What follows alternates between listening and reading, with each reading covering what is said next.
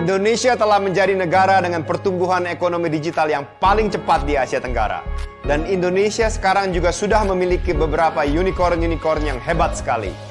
Talenta di bidang machine learning akan terus dibutuhkan untuk kemajuan industri. Untuk membantu kami dan perusahaan lainnya di Indonesia menghadirkan produk dan teknologi abad ke-21 kepada semua orang. Bersama-sama, kita dapat menjadikan Indonesia sebagai pelopor teknologi untuk mendorong perkembangan seluruh masyarakat Indonesia, Asia Tenggara, maupun dunia. Bangkit is a program that was designed in collaboration with Indonesia's 4 unicorns, Gojek, Tokopedia, Traveloka, Bukalapak, and Google, as well as input from government and universities. We selected 300 individuals from over 2,500 completed applications, and they're going to be learning content from machine learning to soft skill development, including how to communicate and collaborate better, how to work in the style and environment of global tech companies. What Bangkit means to me is to actually find a turning point in my life, to overcome my fear, overcome my weakness, and take actions to change my life into a better one. We want to level up, and not only ourselves, but we also level up our countries, Indonesia. Rise up, rise up, rise up. Bangkit! Kami sangat tidak sabar untuk melihat kontribusi lulusan Bangkit terhadap dunia teknologi di Indonesia. Entah di bidang perdagangan, kesehatan, pendidikan, keuangan, travel, transportasi, dan sebagainya. Meskipun masih banyak tantangan besar yang masih harus diatasi di abad ke-21 ini, kami sangat bersemangat untuk melihat para praktisi machine learning yang luar biasa ini mendapatkan kesempatan untuk bergabung dengan para profesional teknologi lainnya dan juga memberikan solusi untuk seluruh Indonesia dan dunia. Mari kita bangkit dan maju sama-sama.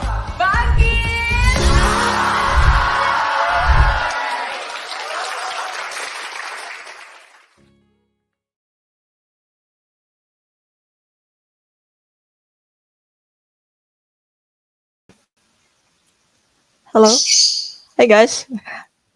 Hi, good evening. Hi all. How's your day? Let's see on the comment section. Great. I hope you're in a good shape. First, let me introduce myself. My name is Maria Gita Teresa Febriani, and my cohort and friends call me Tessa, T-E-S-A, and I will be serving as your moderator today. I'm one of the facilitator cloud computing in Bangkit 2022, and I graduated from Bangkit 2021 Cloud Computing Learning Path. Today, we have Bangkit guest speaker session with theme Embrace of the Power of Google Cloud Platform. For some of you who are not familiar yet with GCP, Google Cloud Platform or GCP is one of the cloud provider that we can choose because it has variety of very reliable and comprehensive cloud computing services. Even better, every GCP service can be integrated with each other and supported by Google, the largest network in the world. Okay, so now you know. To all of you, please keep paying attention and take as much insight as possible from our speaker today so that later we will follow the session with the question session.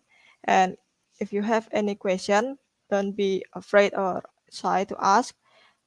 Just feel free to ask in the comment section, and we will read all your questions and answer it with our speaker today.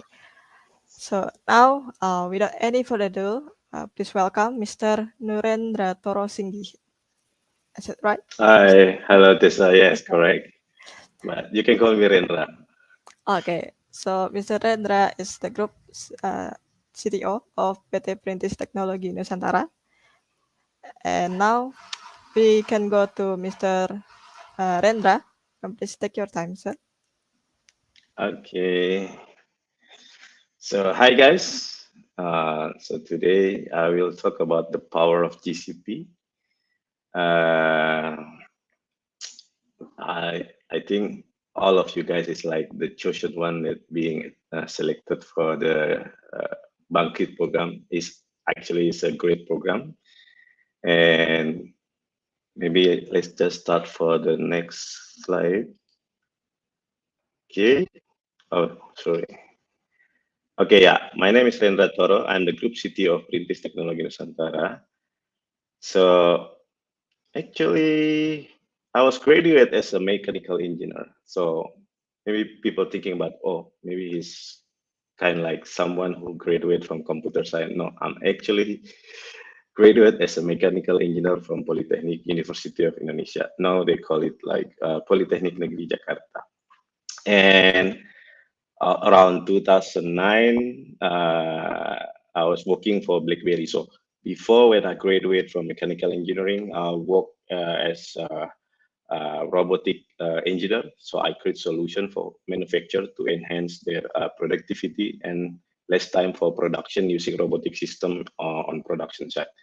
So after having a bunch of experience on robotic, I start challenging myself to build an app for BlackBerry on 2009 and secure a job as a BlackBerry developer. I don't know if you guys still have a BlackBerry today, but most of you may be using Android right now. And I also take another challenge to build the backend system that provides services on a BlackBerry apps for a company with a huge number of users. So from 2009, I start my tech journey on a software engineering world. So previously I was a robotic engineer, and then after that I moved as a software engineer. Then I now become a tech advisor for several startups that being funded by Perintis Teknologi Nusantara. So I will tell you a bit about my experience. Next slide is okay. So actually, when I start my experience in software engineering, I start my own software house named AI Rekayasa. That is around 2011, I think, after I worked for BlackBerry Alliance company. And then while I work as a developer on my own software house company, I built my own startup named Air97. Air97 is a platform for C2C, customer to customer classified ads for housing, warehouse, land, and apartment. But because we don't have much money to burn, and the time is there's no much VC that interests in our business, so we decide to shut down the startup. And I think we already burned a few $100K for the startup. The founders, like 3% of us, all of us have the same high school before. So while I still make money from my software house after the startup, I got an opportunity to help Berniaga.com. Maybe one of you guys heard before this brand, Berniaga.com. Yeah, Berniaga is the C2C platform that compete with Toko Bagus that time. And that time I helped them to build the mobile platform. The experience of building a mobile platform at Berniaga.com gave me more knowledge about how big traffic platform running their system. There are a lot of problem actually, not just as simple as like building a C2C, like building marketplace using WordPress or something. It's more complicated things inside. So after that, after finishing contract with Berniaga, I got offered to join Toko Bagus as their mobile developer. And from that moment, I crawled my management career till I'm being their CTO at OLX. So Toko Bagus changed their name to global brand name as OLX, as the OLX company is a group of company that consists of 40 countries. And I have more experience of that at OLX because I was collaborating with other developers from all around the world at OLX Group company. So after OLX, I tried to join my friend's startup named Helpster. Now they changed their brand name to Workmate. While working at Workmate, I also joined NBS as their tech advisor. Maybe you know the brand coming from Nusantara Beta Studio. I think one of the founder, Sidik Permana, is known as the Android developer expert, I think. Yeah. And he's like close friend of mine. We built a few project before for other company, for big company, but we are coming from a different as a vendor company. And then now I'm still helping NBS as their tech advisor, and I'm also work as a full-time at Perintis Teknologi Nusantara to be as a group CTO, also helping a few founder in our company to push their product to the limit and doing some growth hacking to acquire more user to the platform. And I think this is the top chain of the startup world, maybe, I don't know, where I work to help a lot of founders to push their product to the market and helping them to grow their user, solving more problem for their user and giving a lot of added value to them. So this is one of my GDG adventure, actually. I think all of you know that GDG is Google Developer Group. There are a lot of city having the GDG chapter in Indonesia. And then I was part of the community manager at GDG Bogor. I think previously they know as a Google Technology User Group. Now they changed the name to Google Developer Group. Most of the community members are like to share their knowledge about Google technology. And I learned a lot from this community, also from the other team, the community member. And having experience coming to the Google I/O event and meet a lot of developers around the world, giving me more broader information about what other developers build on their country. Because maybe the solution also work on our country. So I would like to know more about what kind of thing they build on their country. So this is the GDG I/O picture. Actually, this is at the amphitheater Mountain View. And in the right picture is me taking a picture at the parking lot at Googleplex. I think this is the parking lot at Mountain View because there is no block or something out there.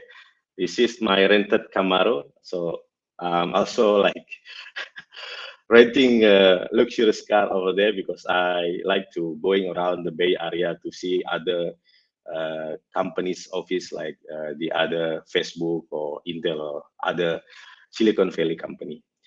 And on every Google I/O event, we have we call it the day zero party that being presented by Intel because I'm part of the Intel Innovator Program.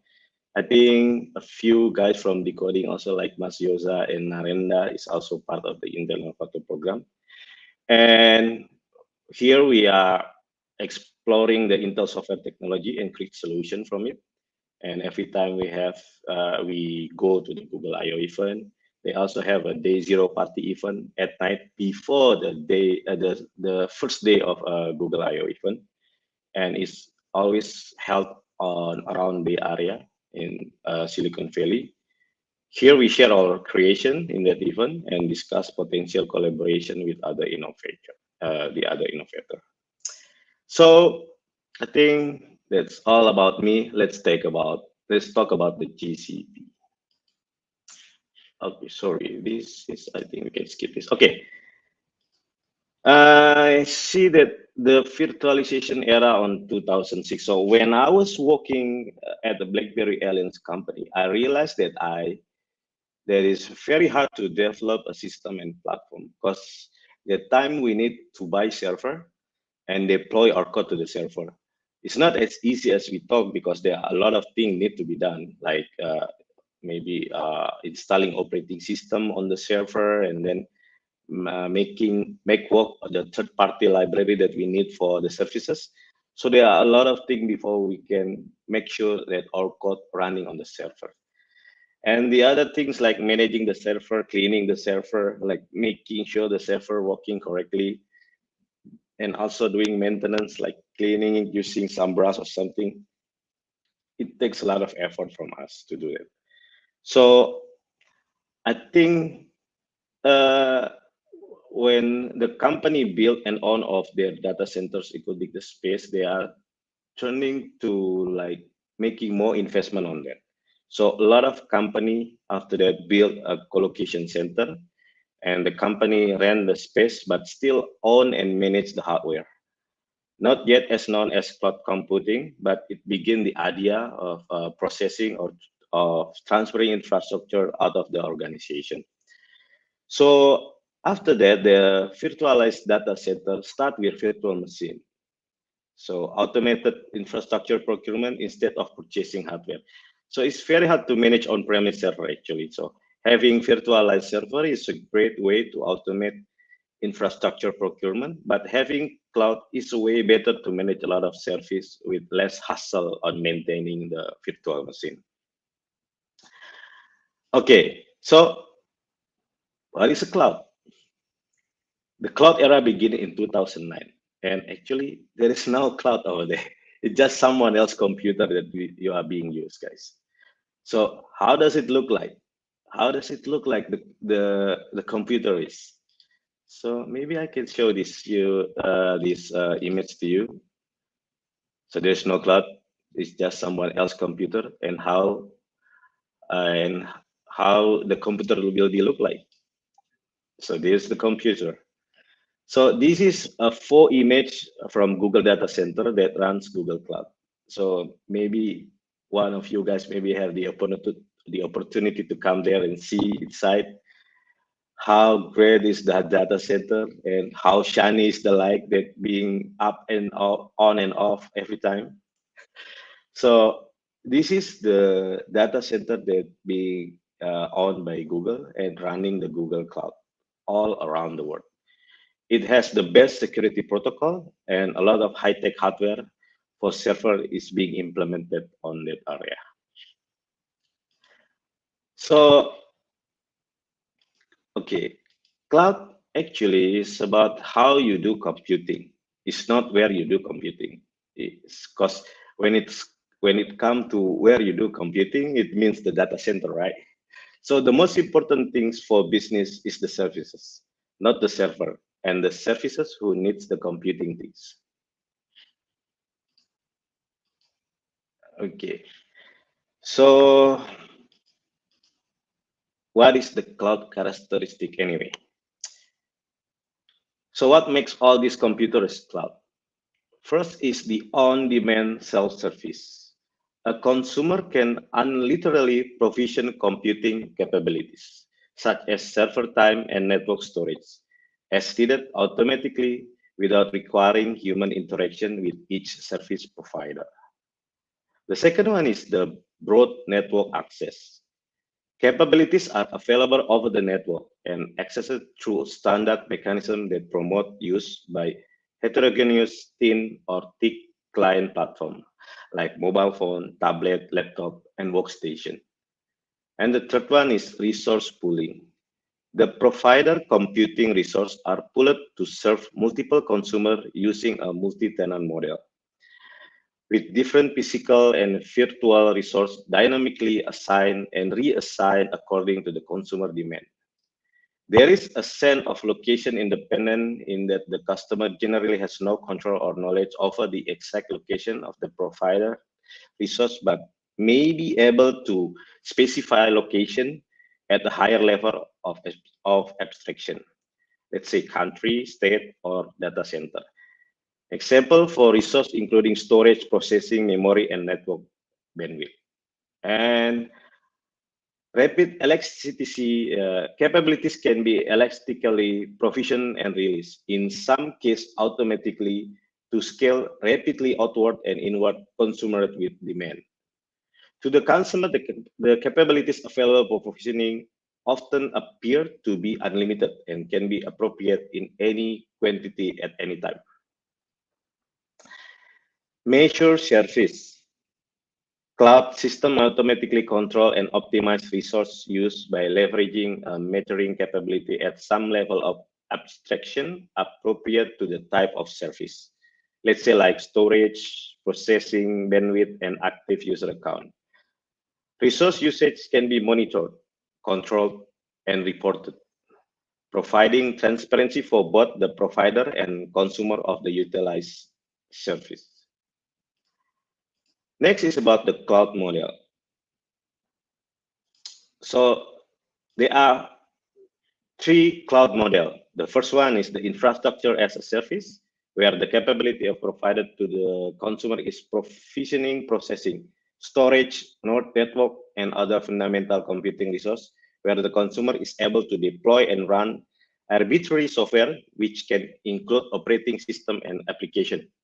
The consumer does not manage or control the underlying cloud infrastructure, but has control over operating system, storage, deployed application, and possibly limited control of select network components like host firewalls. And the second one is platform as a service. So platform as a service is the capability provided to the consumer is to deploy onto the cloud infrastructure consumer and created, or acquire application created using programming language, libraries, service, and tools supported by the provider. So the consumer does not manage or control the underlying cloud infrastructure, including network, server, operating system, or storage, but has control over the deployed application and possibly configuration system of the application hosting and environment. And the third one is software as a service.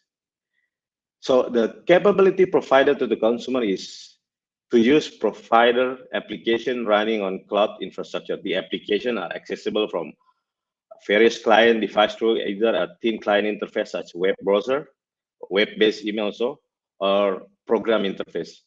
The consumer does not manage or control the underlying cloud infrastructure, including network, server, operating system, storage, or even the individual application capabilities, with the possible exception of the limited user-specific application configuration setting. So the third deployment model that we're gonna discuss is about to whom the cloud infrastructure is provisioned. So there are some private cloud, community cloud, public cloud, and hybrid cloud. So private cloud means the cloud infrastructure is provisioned for exclusive use by a single organization. It may be owned, managed, and operate by the organization, a third party, or some combination of them, and it may exist on or off premise. So it could be on premise or off premise. And the community cloud is the cloud infrastructure is provisioned for exclusive use by specific community or consumer organization that have shared concern or mission, like say security requirement, policy, compliance consideration. It may be owned and managed and operated by one or more of the organization in the community, a third party, or some combination of them, and it may exist on or off premise also. And the third one is the public cloud, is the cloud that actually is publicly open for general public, is provision for them. It may be on also and operated by a business, academic, government organization, something like that. And it exists on the premise of the cloud provider. Hybrid cloud is like both of them. The cloud infrastructure is composition of two or more distinct cloud infrastructure, let's say private, community, or public, that remain unique entities, but are bound together by standardized or proprietary technology that enables data and application portability. Let's say like cloud bursting for load balancing between clouds. So the benefit of cloud actually have some of these points, like the cost, the speed, the scalability, the mobility, productivity, and reliability. What does it mean, the benefit from the cost side? The cost will be according to how much we use the GCP service and also depend on the traffic we have. The speed, yes, as we can deploy anything, anytime without worrying or resource like RAM, processor that we need, or storage that we're gonna use. So it's just, as soon as possible, you want to deploy something, you just can create it. And downtime, it's also, for the scalability, it's also scalable to very huge traffic. So any kind of traffic we aim to have, we can do it on GCP. And no need to worry about the downtime to accommodate big traffic coming to your service. And as a mobility, you can manage all of your service on GCP through any device, even from your mobile phone and from mobile web. For productivity, yes, of course, you can build more services on the go on GCP. So more thing you can do borderless all around the world as far as you got internet to connect to your GCP console. And of course, it's reliable. Anyway, it's provided by Google, right? You know that their search engines is rarely got a downtime until right now, right? So the same is for GCP, because they implement the same infra and architecture to make GCP more reliable for us. So actually, because we are talking about the power of GCP, so what makes Google Cloud Platform is different from the other one? So GCP deliver end-to-end security solution from the data center all the way to the device with a purpose-built infrastructure and security by default. And GCP believes in open cloud, and it have designed Google Cloud to support whatever system best suit your needs, whether hybrid or multi-cloud or something in between.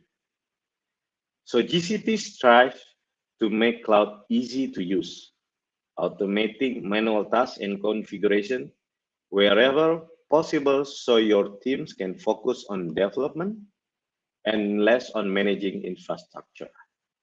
GCP embeds intelligence in everything, making it easy for you to apply artificial intelligence and machine learning in your own organization. And lastly, GCP bring you the best Google in their solution, and GCP can help you create a more innovative and collaboration culture in your organization. So if you guys, one of you guys maybe have tried the GCP, and then you would like to know how big is the GCP and how great the coverage all around the world, you can see that GCP have almost having server almost all the city all around the world, the big city. And one of it is Jakarta. And in Jakarta region, we have 3 zone server, the Asia Southeast 2A, B, and C. And our region is being part the multi-region of Asia, and is being part also the global worldwide network of GCP. So I think this is something great for us because we can build anything on GCP with less latency because the server is directly in Indonesia. So no need to worry about like maybe international bandwidth because you have to access your server on the other country that make you maybe paying more cost for your development things. So yeah, the cloud also have the security collaboration. In GCP, the provider are responsible for securing the infrastructure only. So customer responsible for securing their own data. So in case your data is being leaked and someone got it, it's your responsibility to do that, to secure your own data. If your code or your platform have something that maybe can leak the data, so be aware of that and try aware of something to secure the data, maybe by making sure your code is much more secure than the other one maybe. So provider helps customer with best practice, template, product, and solution. So GCP will also help you to do what kind of the best practice you can do to secure your platform, you secure your data, you secure your code, and giving you more templates and more example, more solution that best fit on your product. Okay, so the Google Cloud Security Fundamental have 3 core of it. The protection is to secure core infrastructure, design, build, and operate to help prevent threats. The control is the security control to help meet policy, regulatory, and business objective. The compliance, working to meet our responsibilities and make compliance easier to consumer. So what about the GCP on startup, how powerful the GCP on startup. So, okay, let's take a use case of like the early stage startup, growing traffic startup, and high traffic startup with a billion users startup. Let's see how startup using GCP, and almost all of the startups start their service using cloud platform. Because sometimes they only have small budget for their infrastructure, and the one that meet their budget is cloud. Because they cannot like buy some server and spend all their money to the server, right? They need to think about how to pay the developer or how to pay some third-party code they need to use for the services. Those kind of things are much more important than buying a server. So the cost having a server and have considered to put someone manage it is also a cost for the startup. It will cost an operation expense for the person that dedicated manage it. And for early stage startup, this is not a good way to spend their money in the first place. So we're gonna describe what kind of use case on startup that match with the service that provided by Google Cloud Platform. Let's say we start with the early stage startup. At early stage startup, let's say we have kind of like use case of deploying using Cloud Run, because more of the startup, they only have the developer who built the application, right? Sometimes they didn't have like DevOps guy or someone knowing about the network engineer guy, because they're gonna cost a lot to hire someone with that kind of skill. So in case they are using the Cloud Run, that very easy to deploy your code. It's less hassle to manage server because it's serverless. It's pay without worry about the bill. The lower the traffic, the cheaper you pay. And it scale automatically based on requests. So early stage startup run as slow as possible instance to test their business model, because they are still like searching which of business model is the right one for their targeted consumer, right? And they are doing A/B testing, which and with a lot of combination and configuration of service that should meet the expected result of maybe what kind of their consumer need and how much the budget they have. They need to make sure all of it fit on the same plate. So by using the Cloud Run on GCP I think is the best way to spend less more budget, less more hassle to manage it, and they can deploy any kind of business model that they would like to testing as fast as possible to the consumer. So the consumer will be like directly can enjoy the services and can give feedback to the startup. So this is the use case for the early stage startup.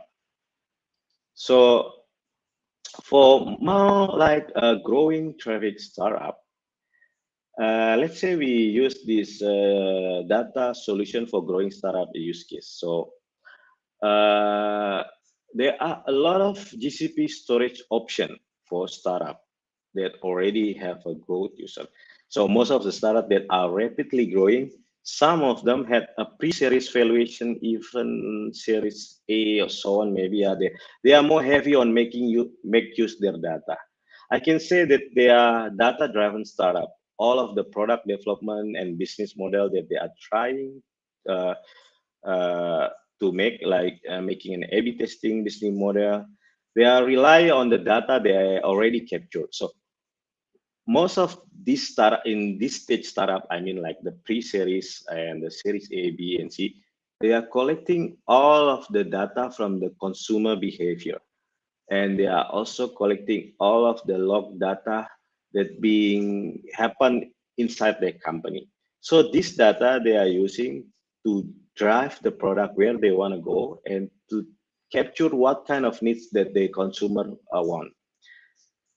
So they need to make use this data, and the GCP, all they need to do it from the storage option that I just said, the GCP offer, to the big table that's very fast and reliable, and how the BigQuery can help them to get the data that they require. And BigQuery is still like the fastest one that we can use to get to do some query on a big data warehouse. So GCP also have a machine learning feature inside. It's also supported using by tensor processing unit. I think GCP is still the one that have this kind of services using tensor processing unit, and still the fastest one if you are using TensorFlow for machine learning. So for growing startup that make use a lot of data, I think GCP is one of their platform that they're going to use, because most of the startup that in this kind of stage, they need to make use their data to make a lot of decision inside their company. Okay, so for the high traffic startup, how it would be, like what kind of solution that match with their needs? High traffic startup is like a very big startup that serve a billion user all around the world. On the bigger startup or a global company, GCP also have a lot of solution. One of it's their global coverage for all around the world network. Sure, for startup that have billion users all around the world, this kind of solution will be helpful. Tons of things like monitoring will also help the billion user app to monitor their infrastructure, make sure the user from all around the world will have the best experience using their service. And to be prepared, because the service will be provided for all the user globally, security is the most important thing, because you don't want a huge investment on platform for global have some kind of a data leak or vulnerability on the platform. GCP have provide the best way to secure your data, your code, and your infrastructure to make sure your product running well on Google platform. So I think GCP have one of the best great security to protect your global service. So with okay, I think I forgot to put the next slide in here, but it's okay. I think you already have my explanation. And I think to be able being part of the startup that I just mentioned, the early stage startup that I just explained to you guys, and the growing traffic startup, the one that maybe you know in the pre-series or series A, series B, series C valuation, or the high traffic startup, let's say like the one who support this program Bangkit, like Gojek, Tokopedia, Traveloka, and Bukalapak. I think having the associate cloud engineer certification is one of the benefit, and you can be able to secure a job as cloud engineer and on those startups that I just mentioned. So you guys need to have this kind of a Google Cloud certification. The associate cloud engineer is one of the foundation certification on Google Cloud Platform. I think the aim of this program also to make sure you guys have the right certification to aim a job as a cloud engineer, or maybe creating startup that able to make use GCP to deploy your code. I myself haven't got this certification actually, guys. So, but I can be assured as a CTO, if I want to hire a cloud engineer, I will find someone with this kind of certification, because it means the person who had this kind of certification already being validated by Google, and I'm not going to doubt their skill anyway. So because it's already validated, right? So I can just give them a lot of bunch of tests about cloud engineer that I can assure that he can complete the job. So as a cloud engineer, there are path of certification that you can get, guys. Actually, there are a few paths here that you can see.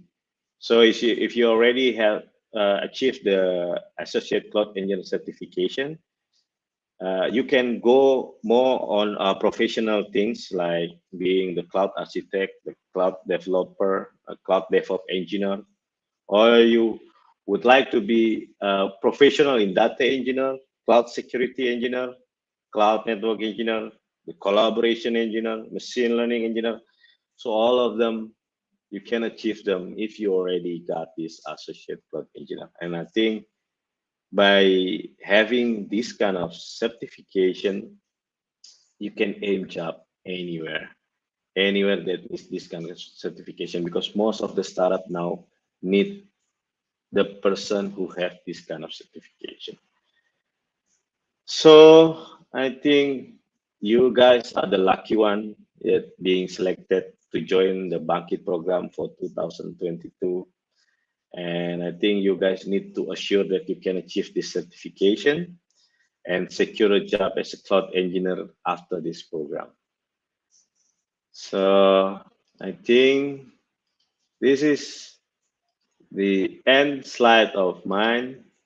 Thank you very much for hearing me about maybe more than 45 minutes. I know it's about started this afternoon, but I think you guys who have the spirit of being the next cloud engineer can take something from this presentation. And thank you very much. Thanks, and keep moving forward, guys. Yeah, together we can make Indonesia better. Awesome. Awesome. Thank you, sir. Thank you for sharing of GCP and a great experience from up and down the build project and startup, from burning a lot of money for the startup until it's as good as it is today.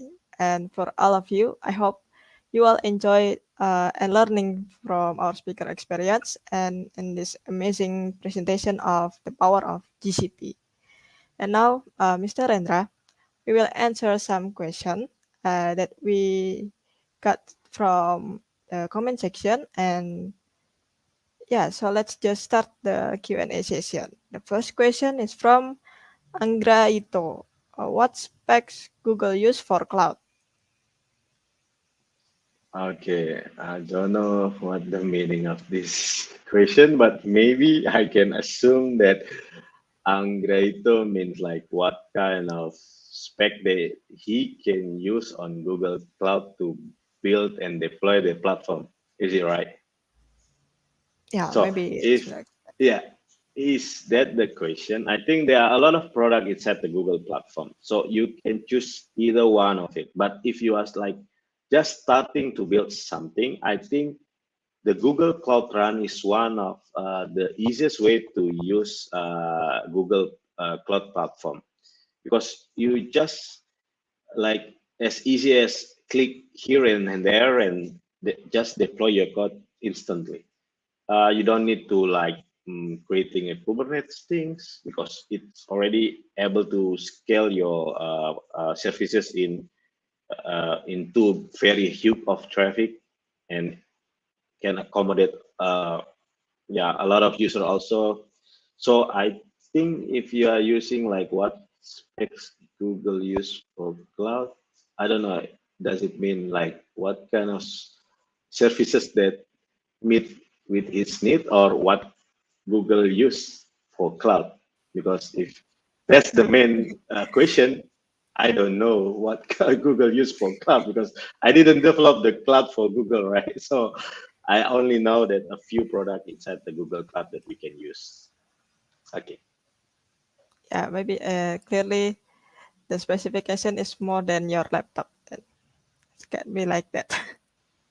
So next Correct. question.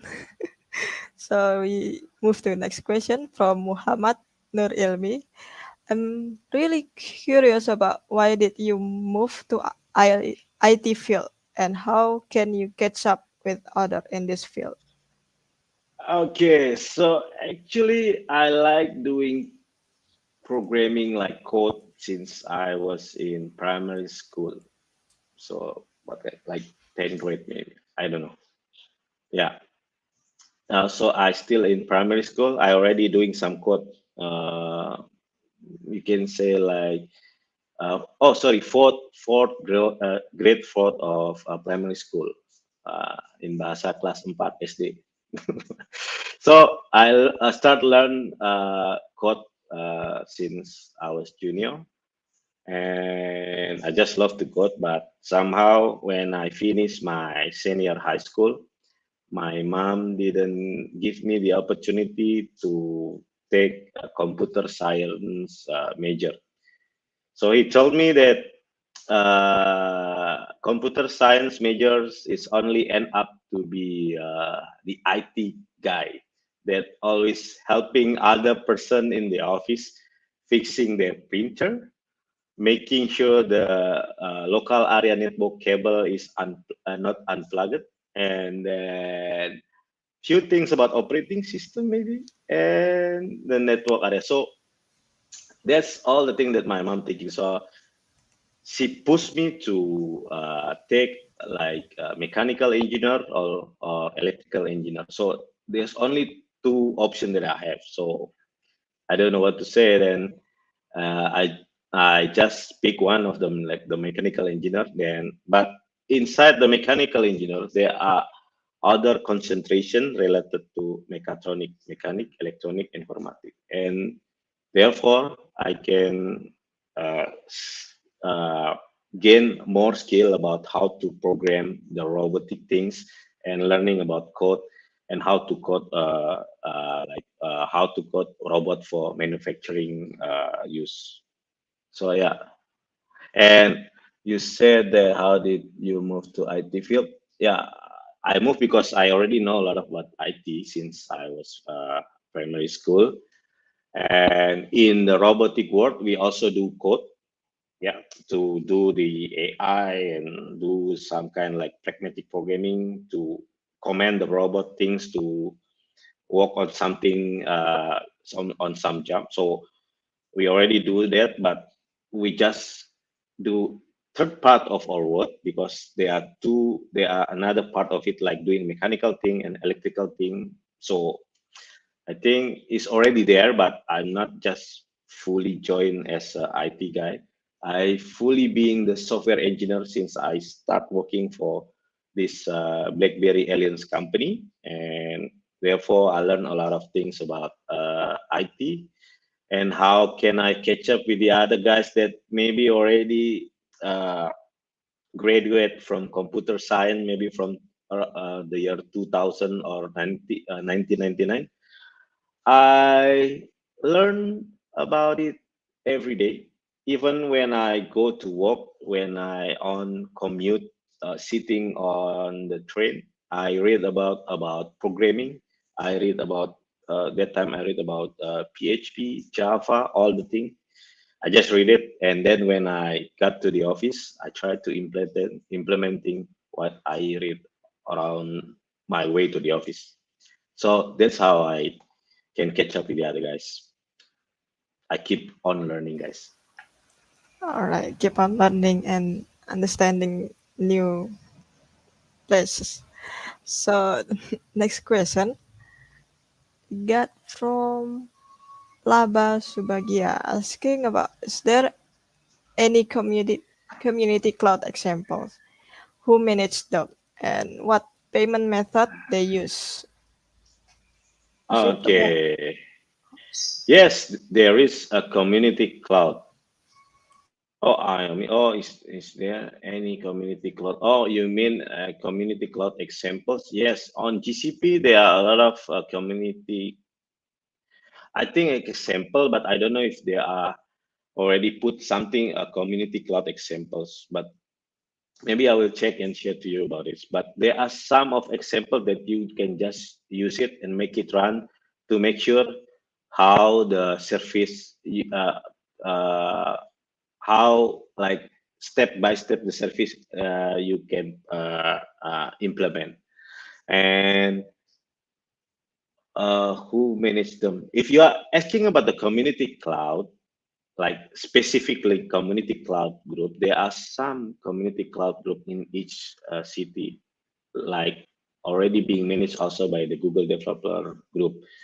We call it the GDG cloud, I think. Yeah, and you can like join the community and get some share knowledge about the cloud things on Google Cloud. And there are some people who manage the community for GDG Cloud. And what payment method? Or if you are asking about community cloud example code, I will check on that. But there are some marketplace inside the GCP. If you can look at it, in case you need something or some library, some integration. Yes, is a pay as you get as you are using the service on the marketplace, and then you just directly paid for the services. I hope this answer your question because I'm a bit confused about your question. Yeah. Yeah, maybe there's for the community payment. Is there any payment in the community, sir? Payment in the community. I don't know what kind of community that Laba means, but if you are already opening the Google Cloud Console, there are part of the features called Marketplace. You can click on that and you can search any kind of library you need or any kind of service you want to integrate with your code that you need, and it's pay as you go also inside that Marketplace. That's it. Yep. So we go to next question from Renaldi. As in some corp or company, they want to their data in Indonesia or centralized storing data, like hospital and bank. What can be done with this problem? Should we stay on traditional server or we can change it to Google Cloud? Yes, there are some company that want their data in Indonesia. I think GCP is, I already present you in the slide before, like that GCP have a Jakarta server. So I think for some company that have concern about their data outside Indonesia, now they don't need to worry about it. They can put their data in Google Cloud platform in Jakarta server. And let's say if the company want their data still in Indonesia and centralize storing data like hospital and bank, yeah, for hospital and bank, I think they can make use the GCP right now. In case there are some regulation that they cannot put their data uh, outside their hardware organization, let's say, because if we are using GCP, the hardware owned by Google, right? You only put your data inside their hardware and kind of like renting some space to GCP. So if there are some regulation from the hospital or the bank that they need to own the hardware, so it is not being able to put the data to the GCP. So what can be done with this problem? Maybe we can kind of like educate the people or the one who have like the decision maker of the company to see that this kind of solution like using GCP is one of solution that they can implement on their company, because by using GCP, I think they are going to cut a lot of costs buying server like on-premise server, because on-premise server is very expensive, right? And then if you have like very huge traffic coming to your platform, you cannot directly adding RAM, adding storage, adding a lot of hardware instantly and just ask your vendor, please send me a new server because I need more server. There are a lot of more users coming to my platform. It's very hard to maintain on-premise server if you have a very huge number of users. So I think using cloud is one of the solution for this kind of problem. So this kind of information need to be informed to the decision maker and make them aware that this kind of solution also can cut cost their operation, maybe their capex, like their investment expense for server and all the things. So I think stay on traditional server only works if you have kind of like a regulation that you need to comply by having your data in your own hardware. But if there is no those kind of regulation, I think you can make use this kind of cloud services to put your data and doing a lot of things, scaling your service. So it less hassle, less effort, and less cost, I think also. Yeah. Yeah. But I have a related question from this Yes. question about how to convince the senior, like in our company, who to use Google Cloud or cloud service, who haven't dare to move to cloud service from their traditional server. So yeah, I think It's tricky, a bit each person, tricky. yeah, I think each person have their own like behavior, right? So we need to do some like good approach to this decision maker. Like you cannot like just directly come to them and then, hey sir, we need to use cloud because it's less cost, and then you go away and forget about what you just said. And I don't know whether the decision maker will be agree with you or just say, oh, this crazy guy just coming and say we need to use cloud, and then he just go away. Then okay, so you need to have your own way to like educate your decision maker, like giving them more information about the cloud services and give them more information why people are now using the cloud services, why are more people like make use the cloud services, what is the benefit of it, what make cloud is like more reliable. So all of those kind of cloud benefit information about the benefit of using cloud, we need to inform the decision maker about it. And it's gonna take some time because if they are coming from the generation like me before, maybe that still using on-premise server, they Boomer one. they're gonna they're gonna stick with that. They're gonna stick on thinking about having server is the best way rather than using cloud, because they are afraid about the security things. They are afraid if how about if they are losing their data, because actually there are a lot of solutions for that, but they didn't know about it. So we need to inform them about it. Yeah. Got it. Okay. Yeah. It's gonna take So time, Tessa, but I yes, think you can be patient about it. yeah, I actually really okay. Go to next question from Iqbal. So, what is the difference between centralized server and decentralized server? Is centralized server is better than decentralized? Okay then. Centralized, it means that the whole thing is being on one place, right?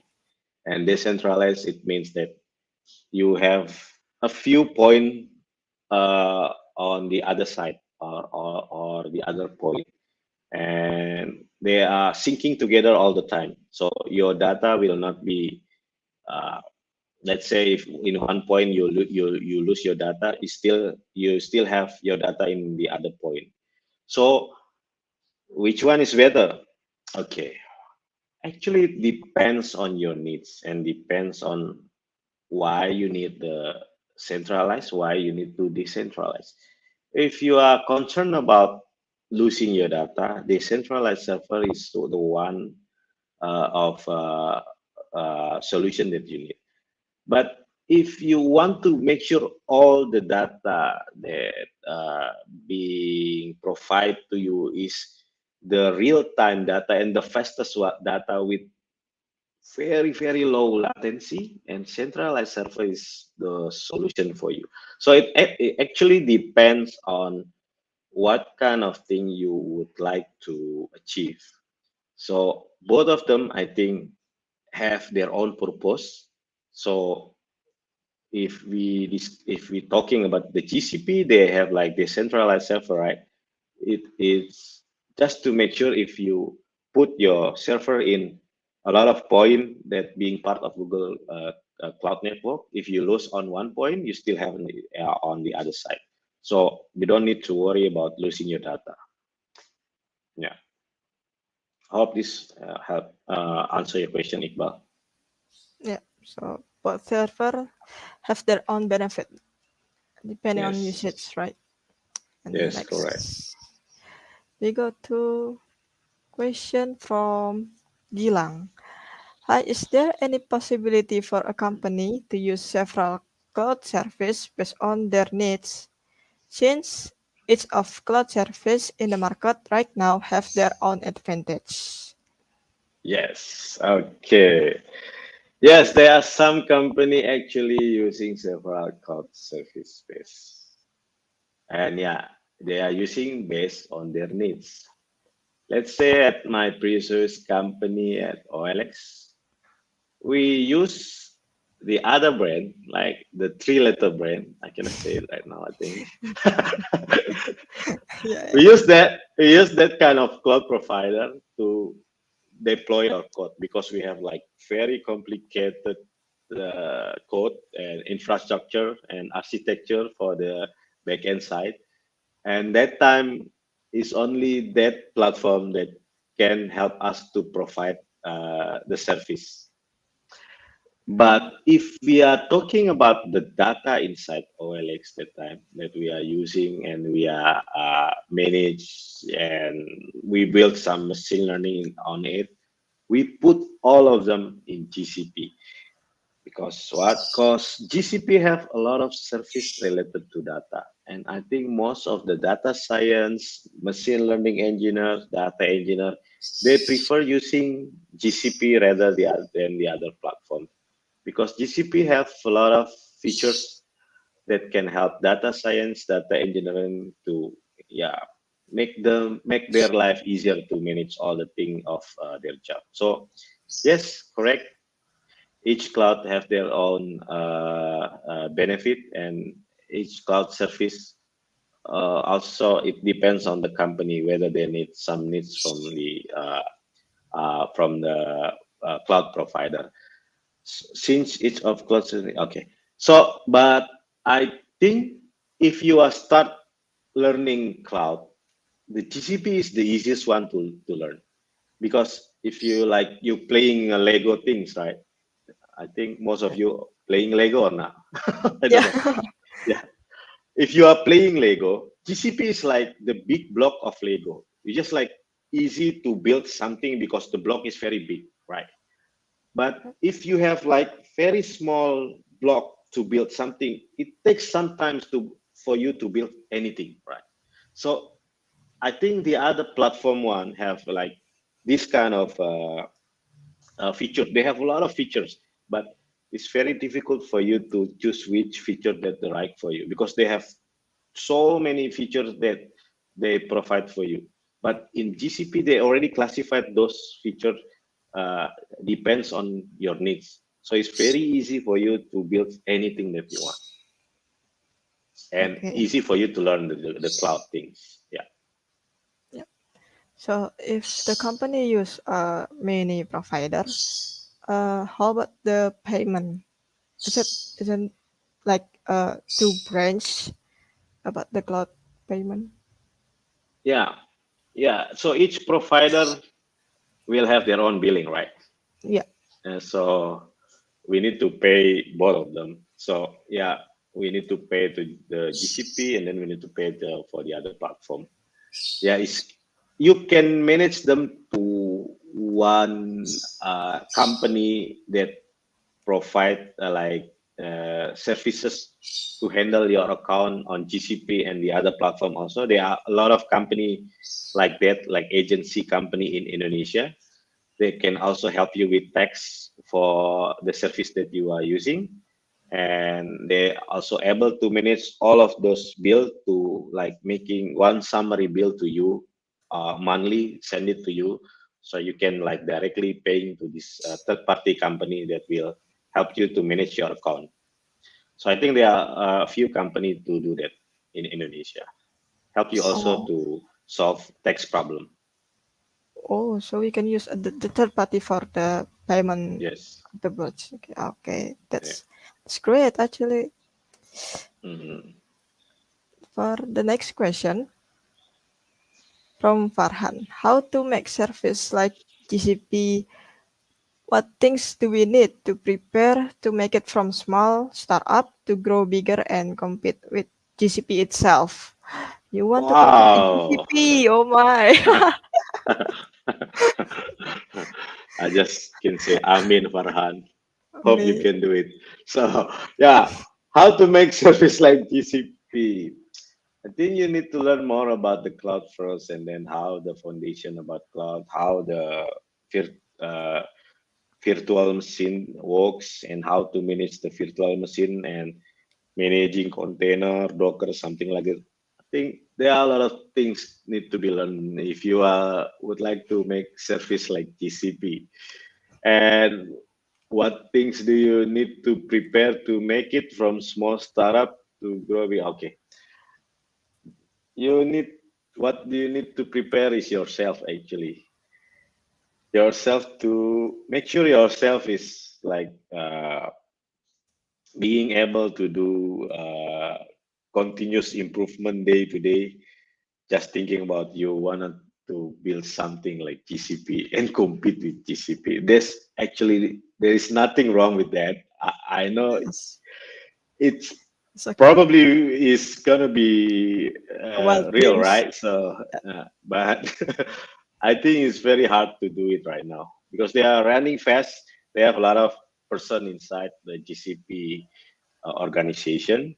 They build new things every day. They optimize a lot of things every day. They improve a lot of features inside the GCP. But this, but you can also try it, Farhan.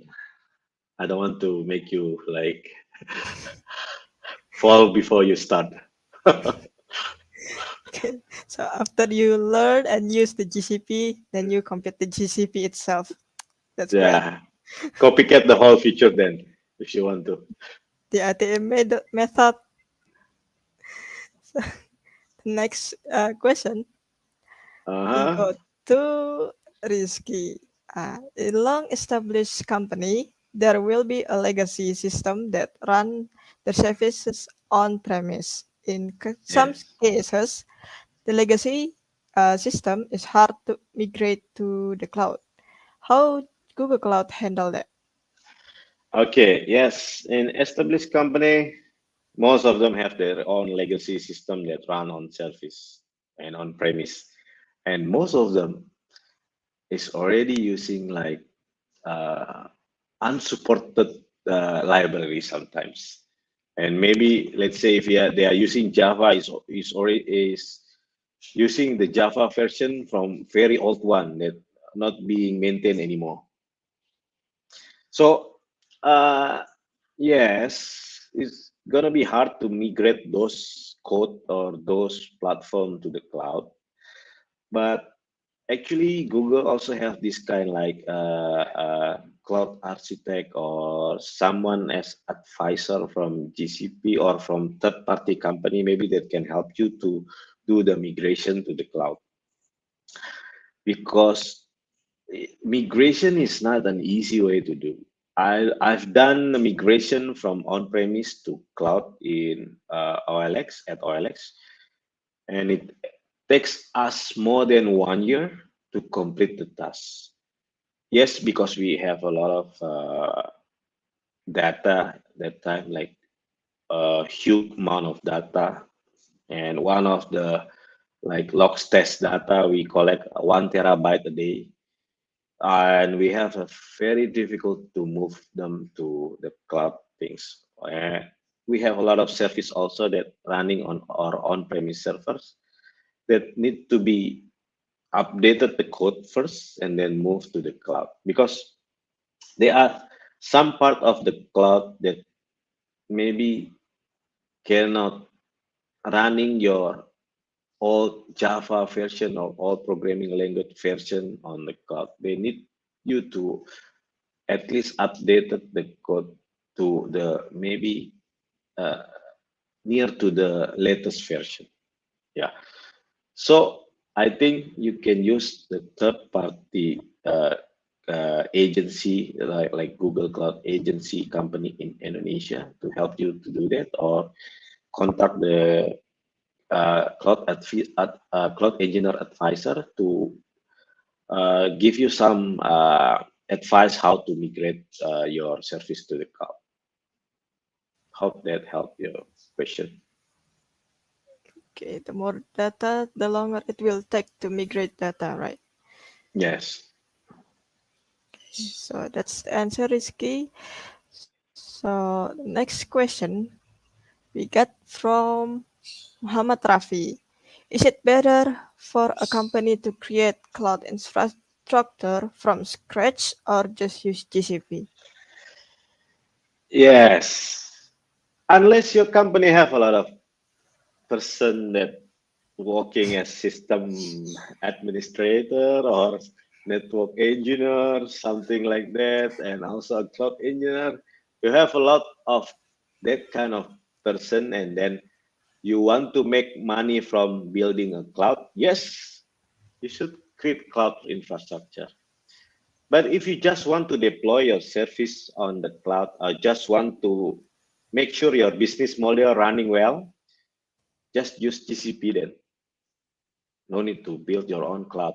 I think building your own cloud, it is already take a lot of time, like maybe 1 or 3 months to develop the whole thing. Then after that, you need to build something on top of it before you deploy your code. So using GCP is just like, okay, you have your code now, you already running on your laptop. You can make sure everything is okay. You have tested the code, and then just deploy it to the GCP. On the same day, you can have the service run on the cloud, and on the same day, you can make sure your consumer can start using your service. So yeah, it's way better to using GCP than create your own cloud infrastructure. Yeah, so because the longer time you make the scratch, the long money you will burn it. So just use GCP and it's instantly you can run it and pay as you go. So that's the answer. Thank you, Muhammad.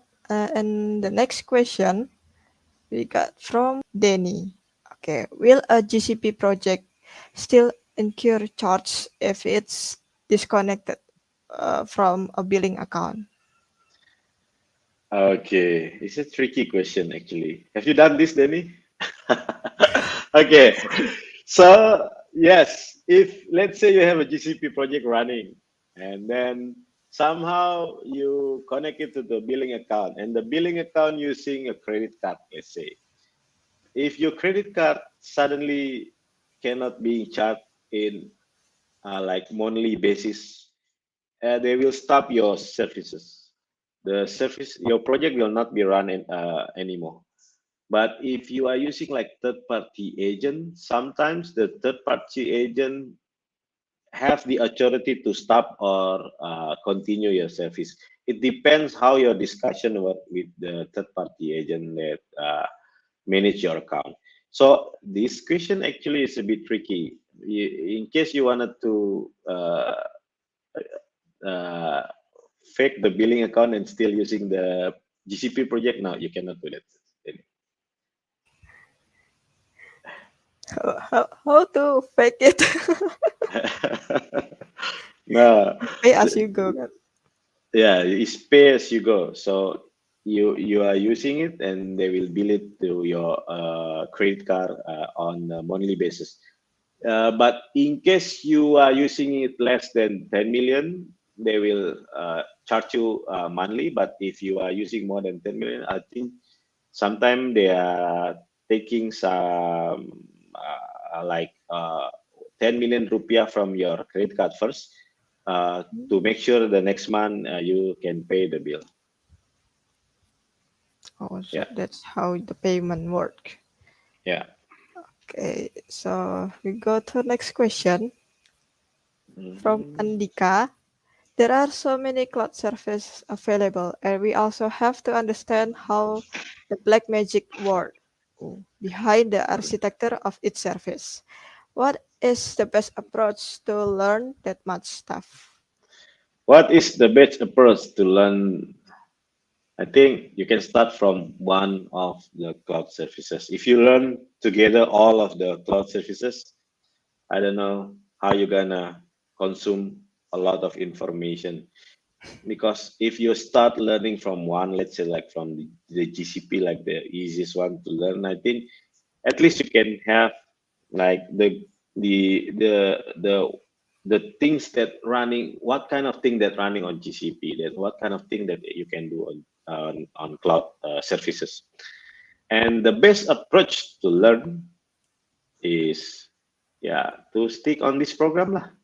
You have this cloud things, right? Cloud course about GCP, right? So stick on it, learn about it. If you think there are a lot of things that you would like to ask the tutor, ask the instructors. They will, I think, gladly to help you about anything related to GCP. So I think the best way to learn is starting from GCP. Yeah, so we have like Coursera and Google Cloud Skill Boost. Yes. You can learn from that kind of learning management system. So I think you're also using QuickLab, right? yeah, the Yeah. QuickLab, Okay. the QuickLab actually changed their name from Uh-huh. QuickLab to Google Cloud Skill Boost, like Okay. GSGB. So it's got longer name. Yeah, yeah. Sorry, I'm So the old guy still using QuickLab before. yeah. So for the next question, Okay. we got from Fajar. Bangkit Academy, when the right time to use GCP for our product? Assume that it just for test market for our product. Okay. So when the right time to use GCP for our, assume that is just for test market for our, oh, so let's say, okay, you already built your code. You already deploy your code to the Google Cloud.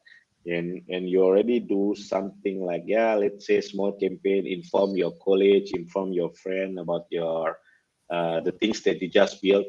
Let's say you want to get their feedback or want them to use your service. Actually, there is already some kind of product that being published on GCP. Then it's already, we can already call it as a product. But when more and more people using your product, more and more people will giving you some feedback about it. Those kind of feedback, you need to use those feedback to make sure your product, it will be enhanced and it will be meet the needs of your targeted consumer. So I think the right time to use GCP for your product is on the first time you want to deploy your code and the first time you want your code being used by consumer.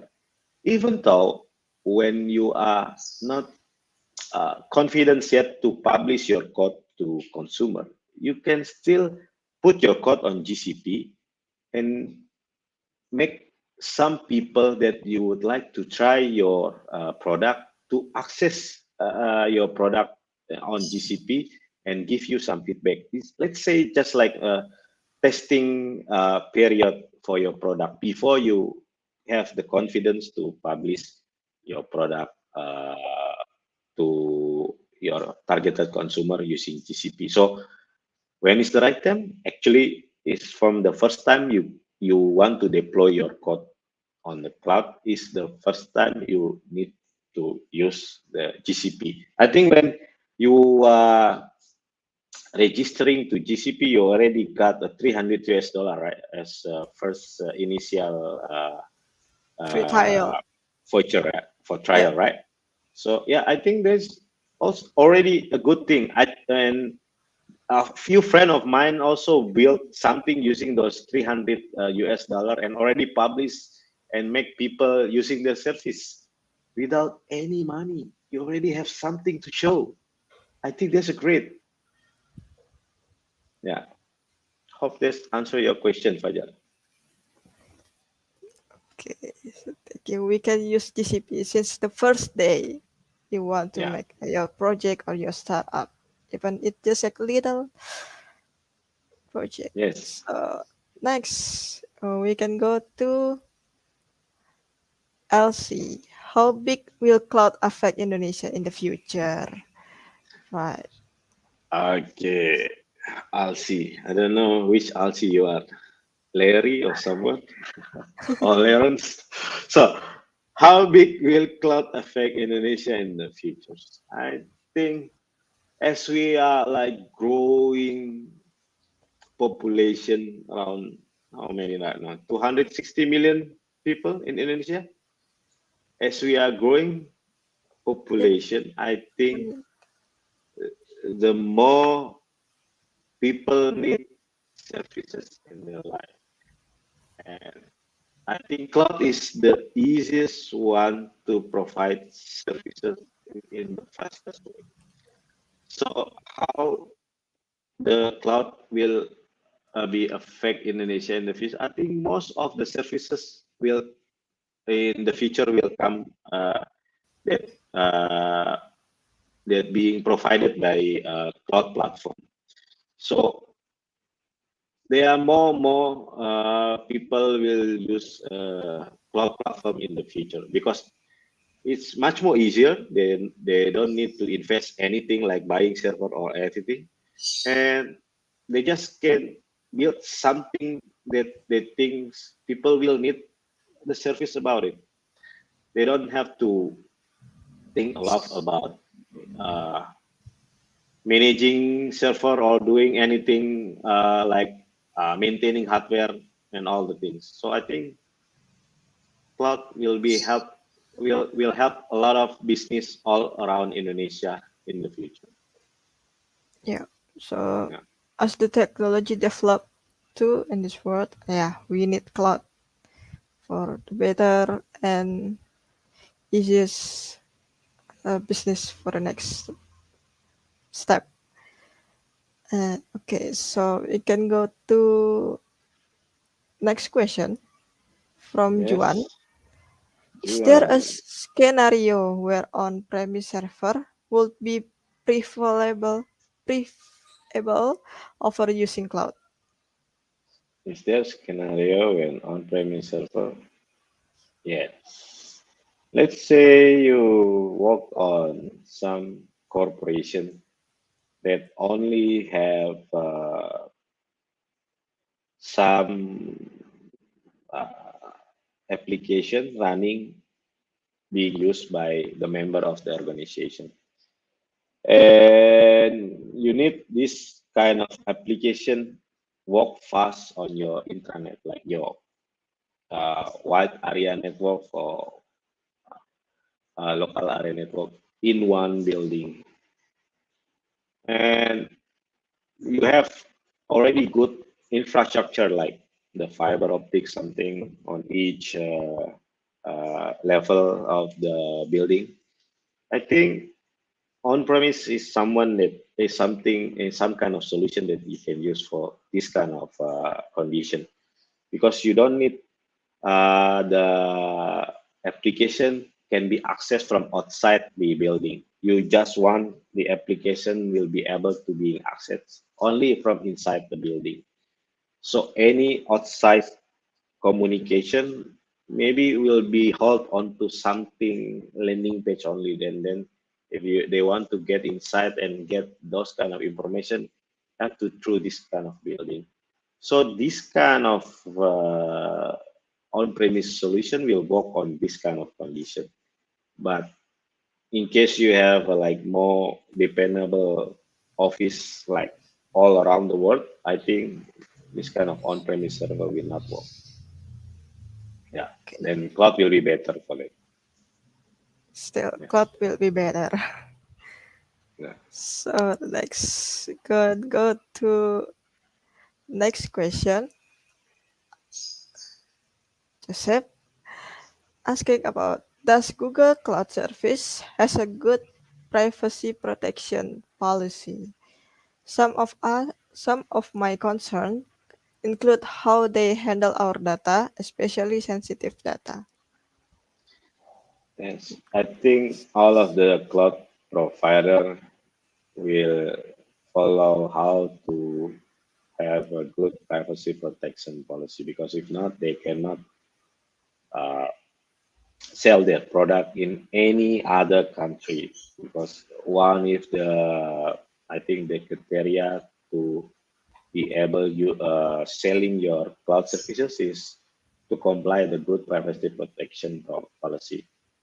I know some of you may be concerned about how they handle data, and especially of sensitive data. I think they already declare about it, and then they already have some kind of prevention from their side, like the cloud provider, how to protect them. Then they already giving some how is the best practice to secure your data on cloud. So if you guys using this GCP for your company or your startup or any of your organization, think you need to do how the best practice to secure your data, and then follow the guidance on GCP to make sure to turn on the firewall, and any kind of potential data leak prevention will be implemented on your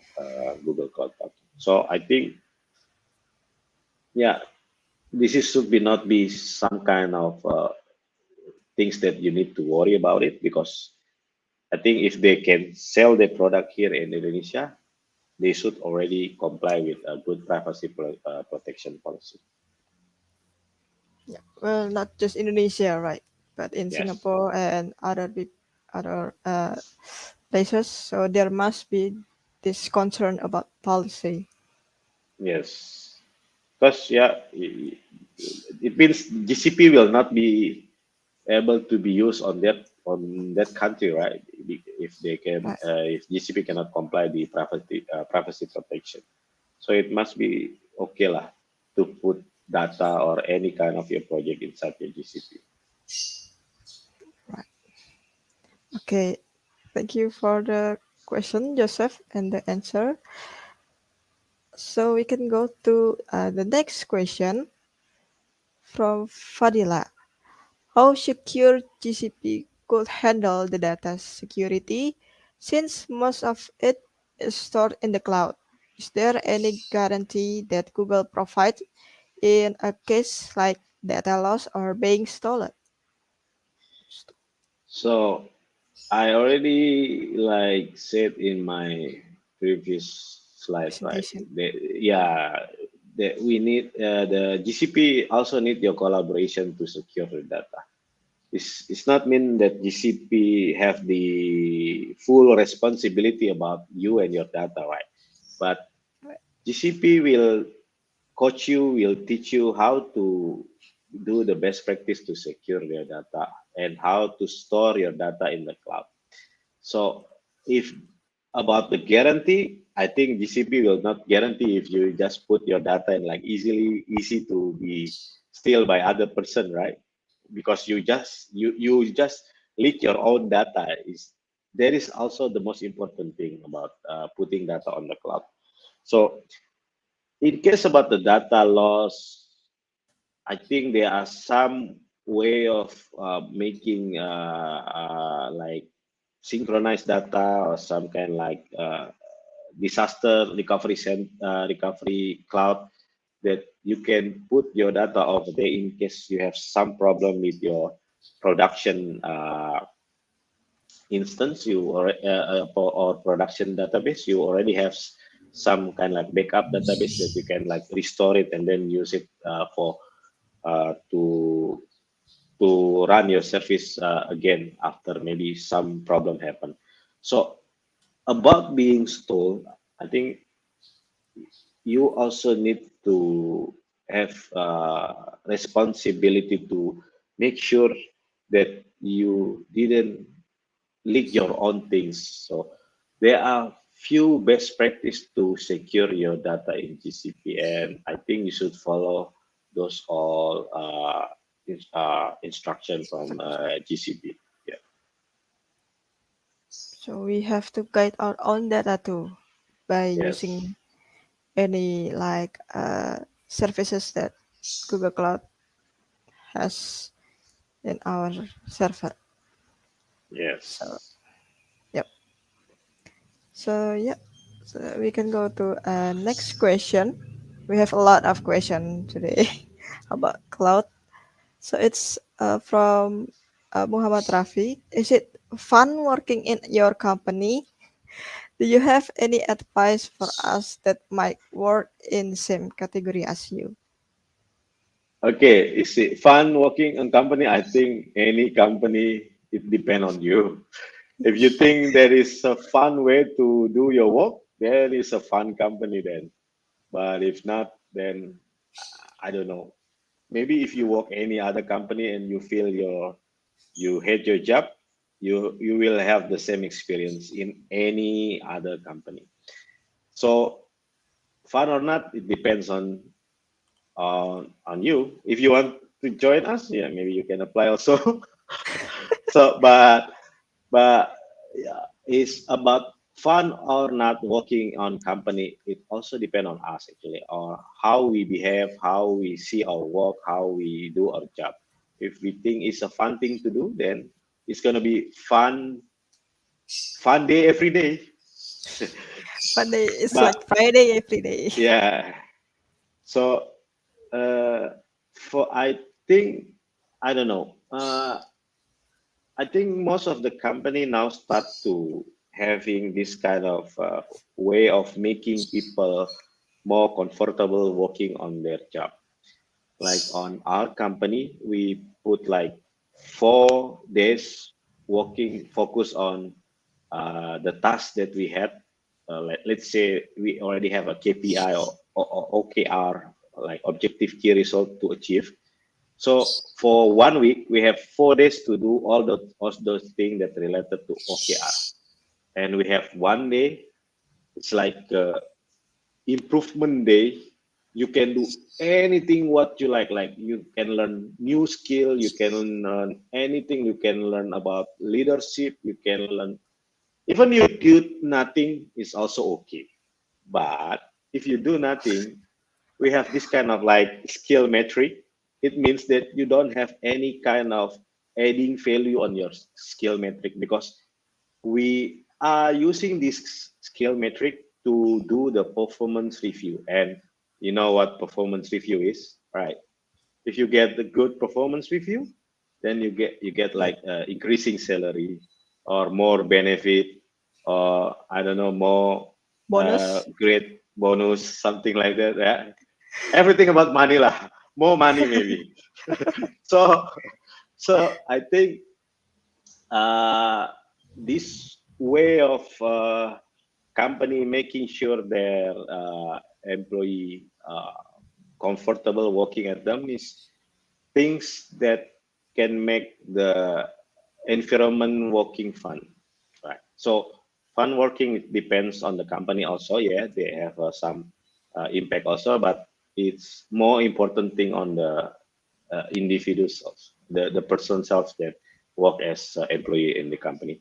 And advice for us that might work in some, okay, advice is I think what I learned is since I start liking programming in primary school until now, I still learn new things every day. So maybe now I'm talking to you guys because I already using GCP, but maybe one of you guys haven't got any experience using GCP, but I can assure you have another experience that maybe have uh, more better experience rather than me in other things that maybe if I would like to know about it, I should learn from you guys. So it means that everyone need to enhance their skill every day in any things that they would like to have their skill improved. So if you are thinking that you would like to be someone that known as a professional cloud engineer, it means that every day you need to learn more about the cloud things. You need to enhance your skill. You need to improve your skill. You need to read more book about cloud.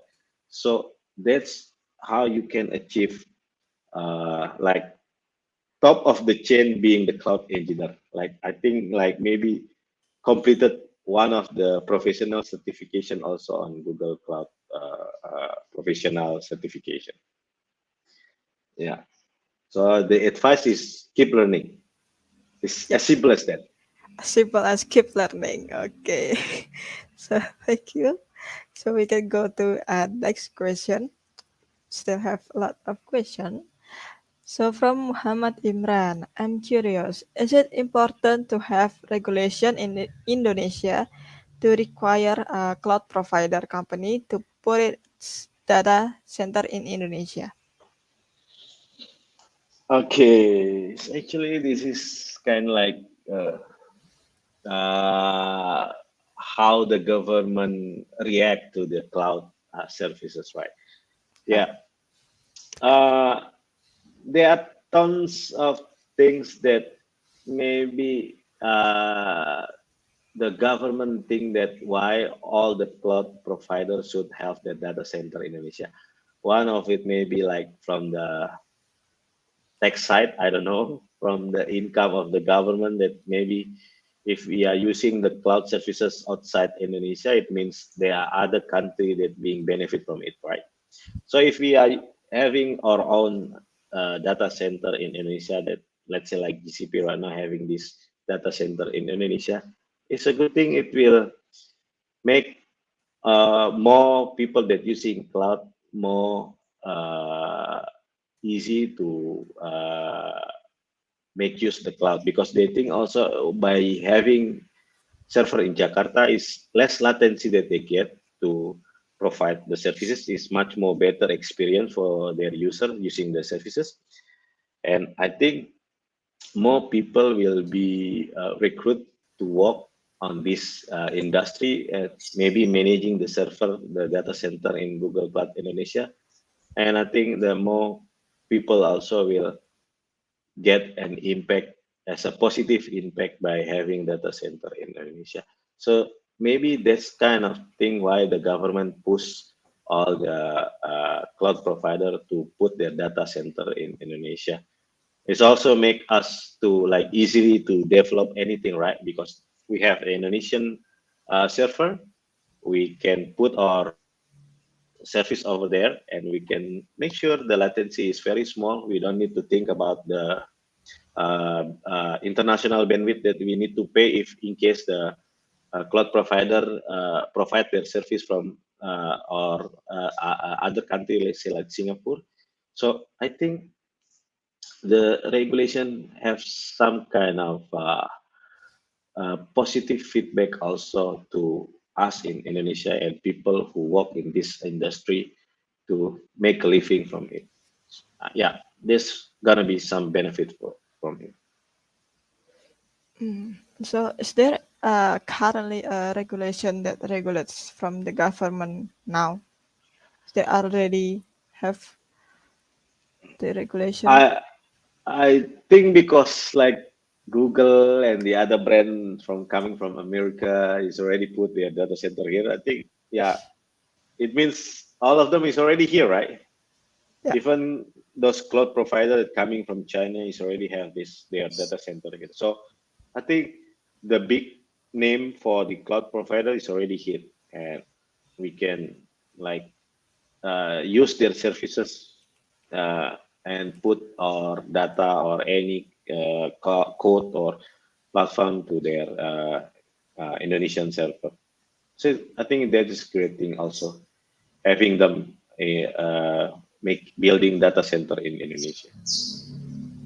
All right. So there's already the regulation that we have in Indonesia for the a lot of provider, cloud service provider, right? Yeah. So yeah, next we can go to another question from Aji. What is your bad situation or most critical problematic in creating a project, doing a project, or at working in a company? What is your bad situation or most critical problematic in creating project, doing project, or at work? My bad situation. I don't know.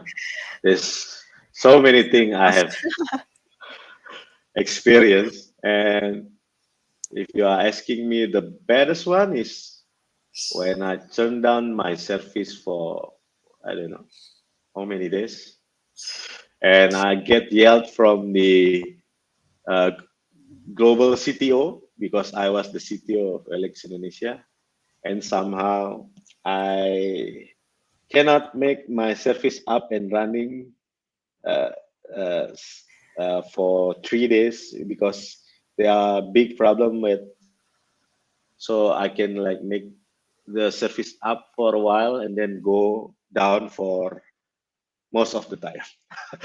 And that is, I think, the baddest situation I ever faced while working in the most critical problem, because at OLX we have a very huge number of user, right? Million user, like 10 to 50 million user accessing to our platform.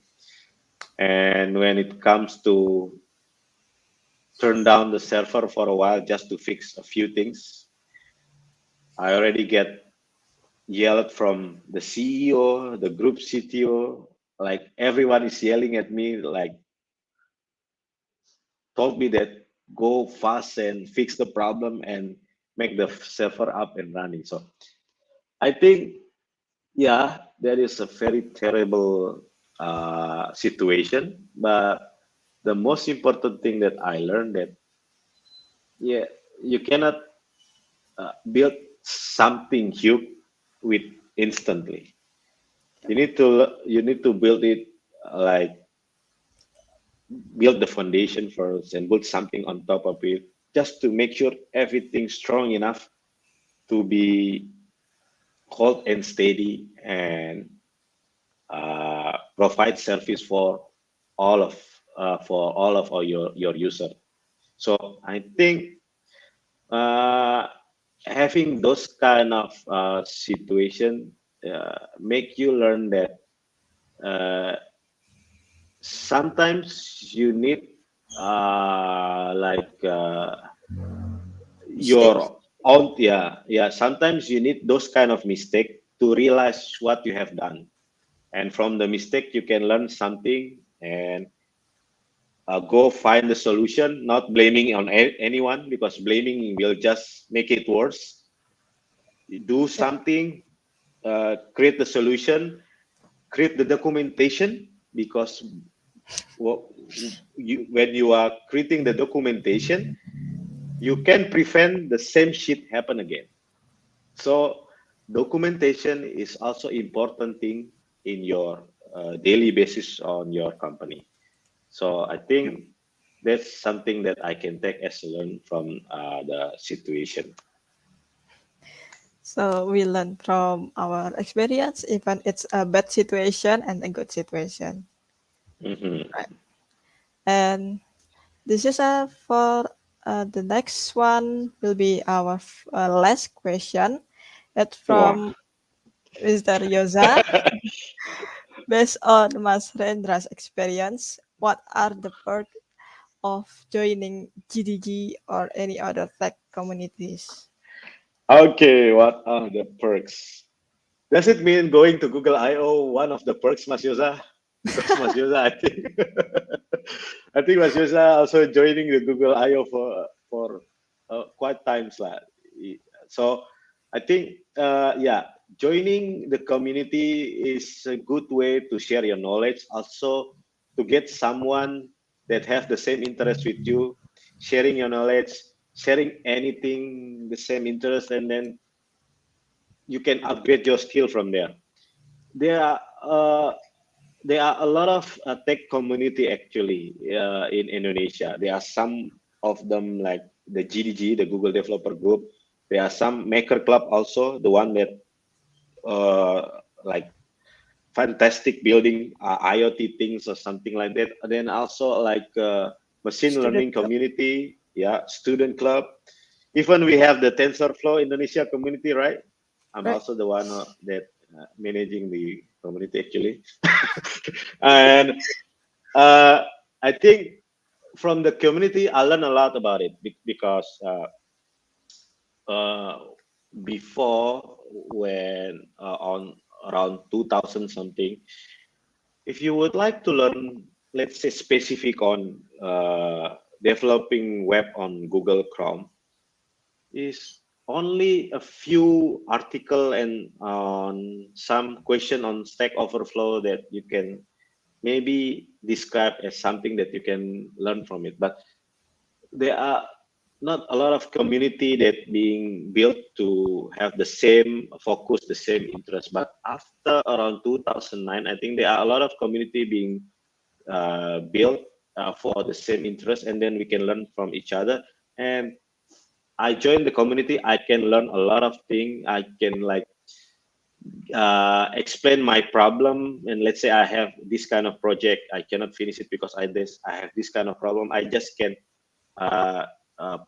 share my problem to other members, and one of the members like directly respond to me and giving me some solution about how to solve my problem. I think being part of the community is a great way to learn something, and being part of the community is the fastest way for you to learn a lot of things, because there are a lot of member of there, like a lot of head, a lot of people that maybe already learning something that you haven't learned, and you can share the things, you can share the knowledge with them.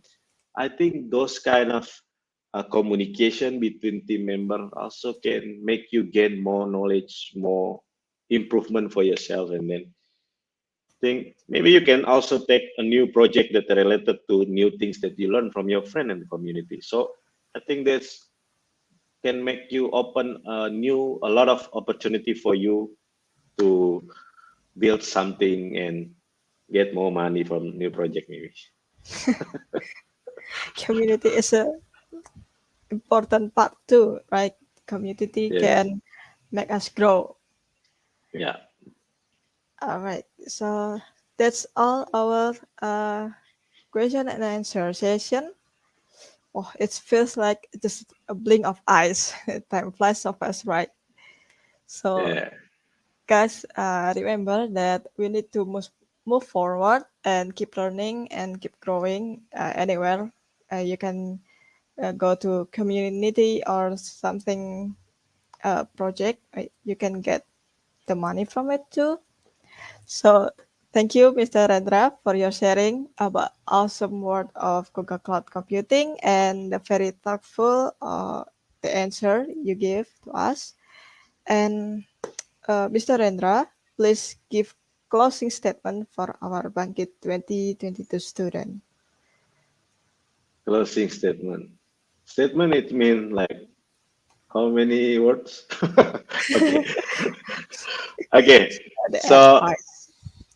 I think for you guys that join Bangkit, you have been selected for join Bangkit. There's a lot of like student over there would like to join Bangkit, but maybe they didn't got the opportunity to join because they didn't pass the exam or something, or the interview, I don't know. But you guys who joined the program Bangkit at 2022, you are the luckiest one, guys. So you need to take a benefit from it. Pass the certification, and if possible, secure a job as a cloud engineer. And don't forget, just keep moving forward. Right, keep moving forward. Okay, so this great advice from Mr. Rendra conclude this guest session today. Uh, Once again, thank you so much for Mr. Rendra. I'm Tessa as the moderator of the guest speaker session. The theme, Embrace the Power of Google Cloud Platform. Once again, thank you all for attending, and thank you to Team Bangkit too. We hope you have learned and enjoyed today's presentation, and see you next time. Bye. Thank you, Mr. Bye, Rendra. guys. Thank you, Tessa. See you guys.